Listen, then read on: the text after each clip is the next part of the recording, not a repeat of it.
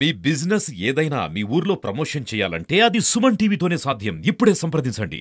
AP deputy సీఎంగా ప్రమాణ స్వీకారం చేసిన తర్వాత తొలిసారిగా పిఠాపురం పర్యటనకైతే పవన్ కళ్యాణ్ ఇప్పుడే చేరుకున్న పరిస్థితి. అంటే రాజమహేంద్రవరం ఎయిర్పోర్ట్ నుంచి నేరుగా బై రోడ్ అయితే పిఠాపురం వెళ్ళబోతున్నారు. మరి 3 రోజుల షెడ్యూల్ అయితే ఇప్పటికే ఖరారైన పరిస్థితి మనం చూస్తున్నాం. అంటే మొదటి రోజు అంటే ఈరోజు ఇక్కడి నుంచి నేరుగా చేబ్రోలు వెళ్తారు. చేబ్రోల్లో ఒక కన్వెన్షన్ హాల్లో వృద్ధులకు పెరిగిన పింఛన్ల పంపిణీ అయితే చేయబోతున్నారు. తర్వాత వరుసపెట్టి లోకల్గా ఉన్న నాయకులతోటి వరుసపెట్టి భేటీలు అయితే ఈ రోజుకి జరగబోతున్నాయి. ఇక రేపుకు సంబంధించి రేపు కాకినాడ కలెక్టరేట్ కార్యాలయంలో ఉదయం 10 గంటల నుంచి దాదాపుగా 2 గంటల వరకు వరుసపెట్టి వివిధ శాఖల అధికారులతోటి వరుసపెట్టి భేటీలు జరగబోతున్నాయి.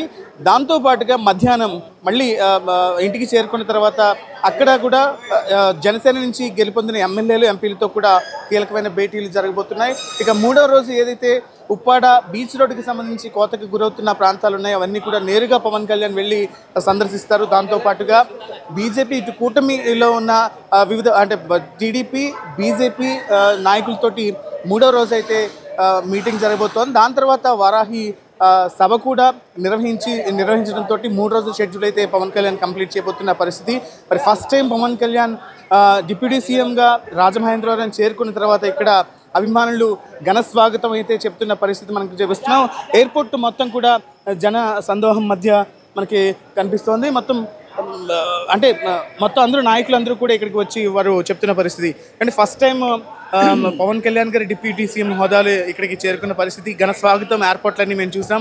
ఏంటి ఈ 3 రోజుల్లో ఇంకా ఎలా ఉండబోతుందంటే ఏం చెప్తారు?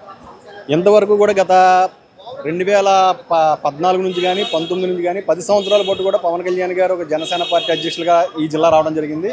మొట్టమొదటిసారిగా ఆయన ఉప ముఖ్యమంత్రి అయిన తర్వాత ఒక అధికార హోదాలో మన జిల్లాలో మా రాజమహేంద్రవరంలో అడుగుపెట్టడం అనేది మా అందరికీ కూడా ఆనందకరంగాను కార్యకర్తలందరూ కూడా చాలా సంతోషంగా ఫీల్ అవుతున్నటువంటి విషయం ఇది.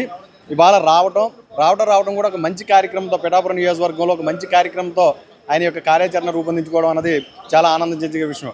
కార్యక్రమం కూడా ఏంటంటే ఏదైతే ఎన్నికల టైంలో హామీ ఇచ్చారో 4,000 రూపాయలు పెన్షన్ చేయటము, ఈ 3 నెలలు కూడా నెల కూడా 1,000 రూపాయల కింద యాడ్ చేసి 7,000 రూపాయలు ఈ రోజున ఇవ్వడం అన్నది ప్రభుత్వం ఎన్ని ఆర్థిక ఇబ్బందులు ఉన్నా కూడా ఇచ్చిన మాట కోసం ప్రజా సంక్షేమం కోసం ఈ కార్యక్రమం తీసుకోవడం, దీన్ని ఎంతో ప్రతిష్టాత్మకంగా కేవలం ఏదో ఇంటికి ఒక ఎంప్లాయీ వెళ్ళి ఇచ్చేసేదానికలా కాకుండా అధికారంలో ఉన్నటువంటి ఎంప్లాయీస్ కానీ ఎవరైతే ప్రజలు ఎన్నుకున్నారో వాళ్ళు కూడా భాగస్వాములు చేసి వాళ్ళ ద్వారా ప్రతి ఇంటికి వెళ్ళి అందజేయడం అనేది చాలా ఆనందించేదగ్గ విషయం. చాలా గర్వంగా కూడా ఫీల్ అవుతూ ఉన్నాం. రాజమహేంద్రవరం జనసేన ఇన్ఛార్జిగా మీరు ఉన్నారు.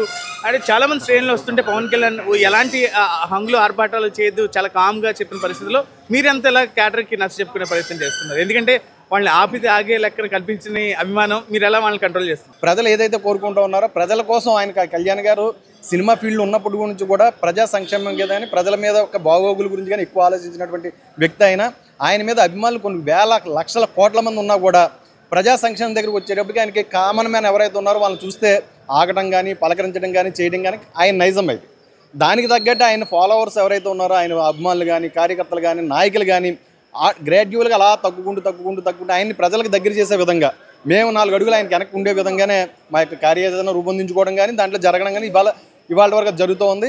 ఈ ప్రభుత్వం గత ప్రభుత్వం ఆర్థికంగా అన్ని రకాలుగా రాష్ట్రాన్ని దివాలా తీసే పరిస్థితి ఉన్నా కూడా ఇవాళ ఇచ్చిన మాట కోసం ప్రజల సంక్షేమం కోసం అన్ని కార్యక్రమాలు చేయడానికి ముందుకు రావడం కానీ దాంట్లో భాగంగా ఈ కార్యక్రమం కానీ చేయడం కానీ చాలా ఆనందం. పెన్షన్ల పంపిణీ కార్యక్రమం ఎలా జరుగుతుంది అంటారు? ఈరోజు ఉదయం పొద్దుట 5:30కే మా జిల్లా రాజమహేంద్రవరంలో జిల్లా కలెక్టర్ గారు కానీ కమిషనర్ గారు కానీ వాళ్ళ ఆధ్వర్యంలో ఉదయం 5:30కి పార్టీకి సంబంధించిన మనుషులు కానీ ప్రతి ఇంటికి వెళ్ళి అర్హులైన అందరూ ఎవరైతే ఉన్నారో వాళ్ళకి స్వయంగా అందజేయడం జరిగింది. మరి గతంలో చూసుకుంటే ఈ రాష్ట్ర ముఖ్యమంత్రి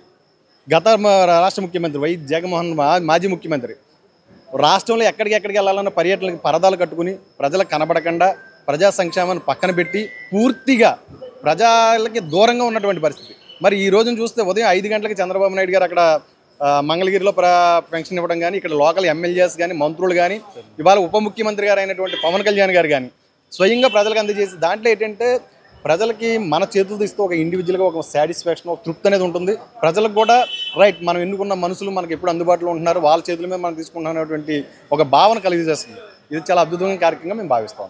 ఇది చూస్తున్నాం ప్రధానంగా ఈరోజు పెన్షన్ల పంపిణీ మీద అంటే ఫోకస్ చేయబోతున్నారు. చేబ్రోలు వెళ్ళిన తర్వాత ఒక కన్వెన్షన్ హాల్లో ఎవరైతే లబ్ధిదారులు ఉన్నారో అంటే అర్హులు ఎవరైతే ఉన్నారో వాళ్ళందరికీ కూడా పెరిగిన పెన్షన్ని పవన్ కళ్యాణ్ నేరుగా ఆయన చేతుల మీద అందిస్తున్న పరిస్థితి.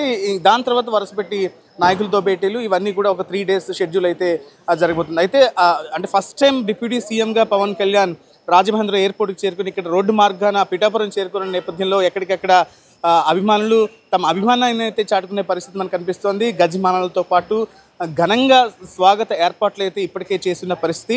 బట్ నిరాడంబరగానే పవన్ కళ్యాణ్ ఎలాంటివి కూడా వద్దు అని చెప్తున్నా సరే కాస్త అభిమానులు మాత్రం వాళ్ళు ఎట్టి పరిస్థితుల్లోనే, ఎందుకంటే డిప్యూటీ సీఎంగా తొలిసారి పవన్ కళ్యాణ్ వస్తున్నారు, ఆయన ఖచ్చితంగా మేము ఘన స్వాగతం పలకాలని అంటూ వాళ్ళు ఏర్పాట్లు చేసుకుంటున్న పరిస్థితి అయితే ఇక్కడ కనిపిస్తోంది. కెమెరా పర్సన్ గణేష్తో విక్రమ్, సుమన్ టీవీ, రాజమహేంద్రవరం నుంచి.